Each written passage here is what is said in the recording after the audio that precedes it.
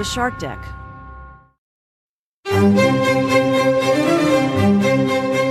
Hello and welcome to Palace Intrigue. I am your host, Mark Francis. It was a very, very busy Tuesday in royal circles, which we will do our best to recap. And rest assured, Harry's day in court will be picked apart by the tabloids for the week.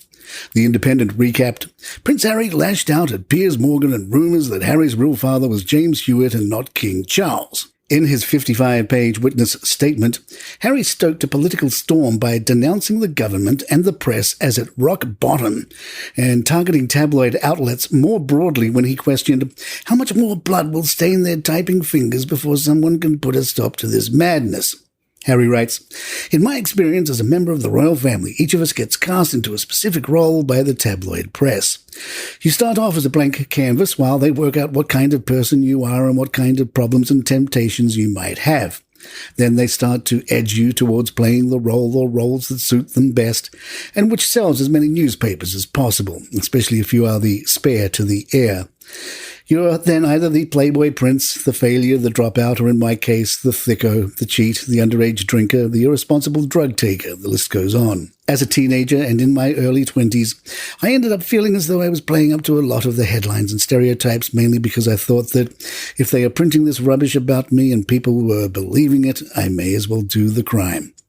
It was a downward spiral, whereby the tabloids would constantly try and coax me into doing something stupid that would make a good story and sell lots of newspapers. Looking back, such behavior on their part is utterly vile. In my view, in order to save journalism as a profession, journalists need to expose those people in the media that have stolen or hijacked the privileges and powers of the press and have used illegal or unlawful means for their own gain and agendas. In the same vein, I am bringing this claim not because I hate the tabloid press or even necessarily a section of it, but in order to properly hold the people who have hijacked those privileges which come with being a member of the press to account for their actions. This has become a huge problem of which I have a unique perspective and experience, perhaps having had a front row seat to it. Because they have showed no willingness to change, I feel that I need to make sure that this unlawful behavior is exposed. Because obviously I don't want anyone else going through the same thing that I've been going through on a personal level. But also, on a national level, at the moment, our country is judged globally by the state of our press and our government, both of which I believe are at rock bottom. Democracy fails when your press fails to scrutinize and hold the government accountable, and instead choose to get into bed with them so they can ensure the status quo.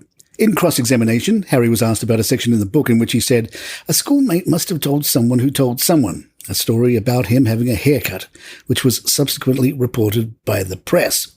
Harry told the court, as a young man in my teenage years, I never suspected my phone was being hacked or those around me being hacked. I could never have imagined it. He added that some of his book, Spare, was written with hindsight and based on my memories of the time in my life, firstly as a young man, secondly as a soldier in the army, and thirdly as a husband and father. MGN lawyer Andrew Green said, Harry's reference in this memoir to a schoolmate reflects the reality that because of who you are and were, there have always been many different routes by which information about you is and has been communicated to the press. Harry responded, now, some many years later, it seems that probably wasn't the case, and sadly a lot of those friends who I became paranoid with at the time, they are no longer friends. The Daily Beast shared that Green has been described by a prominent legal journal as a beast in court, with Legal 500 saying he was a spectacular cross-examination master. His charming manner brings the judge on side and makes his evisceration of witnesses all the more devastating. Earlier in the day, Harry suggested to the court that tabloid rumours his biological father was James Hewitt were an attempt at ousting him from the royal family. In his witness statement, Harry referred to an article with the headline, Plot to rob the DNA of Harry, which reported a bid to steal a sample of the Duke's DNA to check his parentage.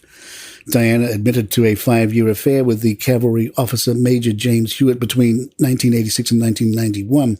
Harry described the stories about the rumours as cruel, saying he was 18 at the time of the article and had just lost his mother a few years earlier. They were hurtful, mean and cruel. I was always left questioning the motives behind the stories. Were the newspapers keen to put doubt into the minds of the public so I might be ousted from the royal family? The BBC zoomed in on this part of the trial. Prince Harry says journalists would blag information about his former girlfriend Chelsea Davies' flights to the UK to see him. The couple were in an on-off, sometimes long-distance relationship for 6 years from 2004. Harry said, I walked into the airport arrivals hall with a baseball cap on and immediately spotted 5 separate paparazzi sitting on benches with cameras and bags, their hands inside rucksacks and everyone else looking for me. I remember that someone was videoing me with one of those little tiny cameras between their legs. I recall thinking, how on earth did they know I was going to be there? But now it's obvious. Here were 5 big, burly and dodgy-looking men with their hands in their pockets, or in rucksacks and satchels in a busy public place. My security and I simply couldn't know whether they were reaching for a camera or drawing some kind of weapon. I always felt the tabloids wanted me to be single as much as I was more interesting to them, sold more newspapers. Whenever I got into a relationship, they were very keen to report the details, but would then very quickly seek to try and break it up by putting as much strain on it and creating as much distrust as humanly possible. The twisted objective is still pursued to this day, even though I'm now married. Tabloids would routinely publish articles about me that were often wrong but interspersed with snippets of truth. This created an alternative and distorted version of me to the general public, the people I had to serve and interact with as a member of the royal family, to the point where any one of thousands of people that I met or was introduced to on any given day could easily have gone, you know what, you're an idiot. I've read all the stories about you and now I'm going to stab you.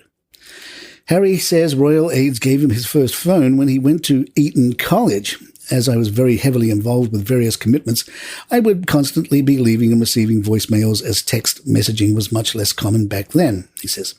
It was my main means of communicating with my family, including my mother, who I was obviously extremely close, my girlfriend at the time, my friends, members of the royal household, and those I was working with. My voicemails would include incredibly private and sensitive information about my relationships, my operational security and that of my family, and in later years my work both in the army and as a senior member of the royal family. Harry became concerned about his phone being tapped. I felt I couldn't trust anybody, which was an awful feeling for me, especially at such a young age. Palace Intrigue will be right back. Hey, it's Jordan Ross Myers, the man behind Twitter's notorious Lee Radswell and Don Gunvalson. I'm inviting you to join me every week for the Pretty Corrupt podcast. Along with my co-host, reality casting director Stacey Noel Connor, and disgraced entertainment TV producer Nate Safer, we deconstruct pop culture's past, present, and future and probe the dark crevices of Hollywood, taking you inside the scandals, feuds, rises, and falls of society's rich and infamous. Alongside interviews with our celebrity friends and special guest hosts, everything is fair game on the Pretty Corrupt podcast. Every Tuesday on all streaming platforms and at storicmedia.com. Harry had been due to attend a court on Monday but didn't show up because he had been celebrating his daughter's second birthday in California, leading to a reprimand from the surprised judge. ITV's Chris Shipp noticed something and tweeted, minor in the scheme of things, but odd no one. Proofreading the witness statement picked up that Prince Harry referred to his father as His Royal Highness King Charles, not His Majesty King Charles, which you'd think someone who grew up in the royal family might know. As for himself, Harry was asked how he would like to be addressed by his own lawyer, David Sherborne, as he stepped onto the stand. Harry said that on the first occasion he would like to be addressed as Your Royal Highness, and after that as Prince Harry. In other news, congratulations to Princess Eugenie and husband Jack Brooksbank on their baby boy, Ernest George Ronnie. Eugenie posted 2 pictures of the newborn, one of him wearing a knitted blue and white hat, asleep in a Moses blanket, and one of older son August tenderly stroking his brother's head. Eugenie explained, he is named after his great-great-great-grandfather George, his grandpa George, and my grandpa Ronald. And there you have it. If you'd like to email us, our address is thepalaceintrigue@gmail.com. Please follow us on Spotify, iTunes, Google Podcasts, YouTube, or your app of choice. I'm Mark Francis. My thanks to John McDermott. This is Palace Intrigue, and good times. All right, enough with the negativity. Hi, I'm Johnny Mack, host of 5 Good News Stories. It's a podcast twice a week. Every episode, I curate 5 heartwarming, uplifting news stories from around the world, showcasing the best of humanity, tales of kindness, fun animal stories, quirky items in the news, and you know what? More often than not, something about McDonald's. Can't explain why. I'll bring you a range of stories that will leave you feeling hopeful and optimistic. Start your day on a positive note. The number 5 Good News Stories. It'll make you smile. It'll start your day on a good note. 5 Good News Stories, wherever you get your podcasts.